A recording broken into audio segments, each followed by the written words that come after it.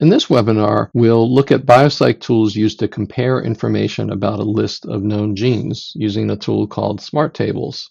Let's say we start with a list of known genes as follows, simply in a text file. And these genes are for the organisms Staphylococcus aureus, and we can specify the genes using a combination of gene names, synonyms, accession numbers, accession number suffixes, such as this one. And typically we try pretty hard to have an extensive set of accession numbers for relevant genomes in biopsych. So let's say we've saved this set of genes to a file. Those genes might have come up as interesting in a given experiment, and we might be interested in knowing what do they share in common.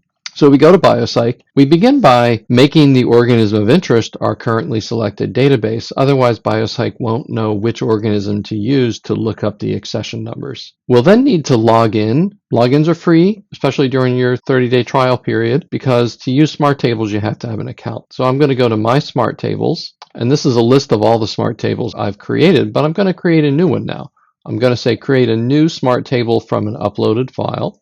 And I'm going to choose my file using a standard file chooser.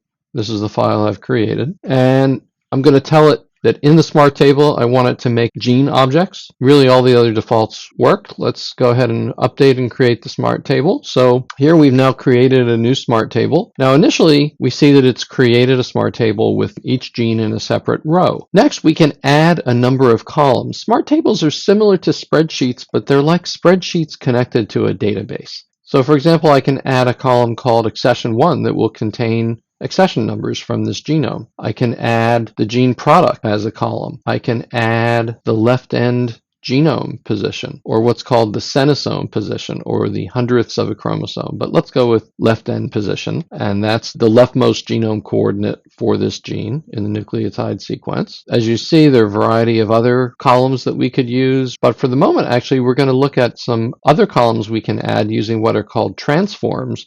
Transforms essentially follow links between different types of objects in the database. So if we want to follow links to compute all the pathways of the gene, we can do that. And now for each gene, it will tell us what pathways the genes are in. And so, of course, we see that these three genes are all involved in tryptophan biosynthesis. These genes are involved in gluconeogenesis and glycolysis. Less clear what these genes are involved in. So here's a way to find out a wider notion of what do these genes share in common is by doing an enrichment analysis. And I'm going to do an all enrichment analysis where it looks for genes enriched for not only metabolic pathways, but transcriptional and translational regulators and gene ontology terms. I'm going to accept all the defaults. What enrichment analysis does is to find from known categories in the database, like pathway groupings or gene ontology biological processes, are there groupings of genes that are statistically overrepresented in our input data?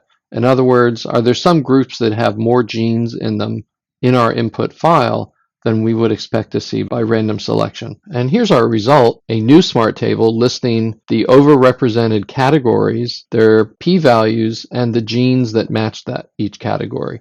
So we can see, again, that tryptophan biosynthesis is overrepresented, so is indole biosynthetic process, gluconeogenesis, but we can see some new categories for those genes toward the bottom, like heat shock protein binding, chaperone-dependent protein refolding. So we've gotten some insights now about all the genes from the enrichment analysis, as well as the pathway groupings.